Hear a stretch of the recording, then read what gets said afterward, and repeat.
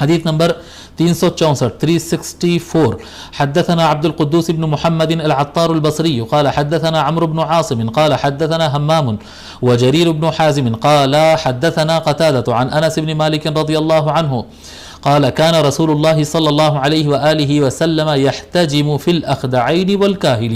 حضرت انس بن مالک رضی اللہ تعالیٰ فرماتے ہیں کہ رسول اکرم صلی اللہ علیہ وآلہ وسلم الاخدعین، ان دو پٹھوں میں، ان دو رگوں میں حضور صلی اللہ علیہ وسلم حجامہ فرماتے تھے، والکاہلی، اور جیسا کہ میں بتایا بیک بون کا اوپر کا حصہ، اس میں بھی حضور صلی اللہ علیہ وسلم حجامہ فرماتے تھے. وكان يحتجم ل17 و19 و21، اور حضور صلی اللہ علیہ وآلہ وسلم 17 تاریخ کو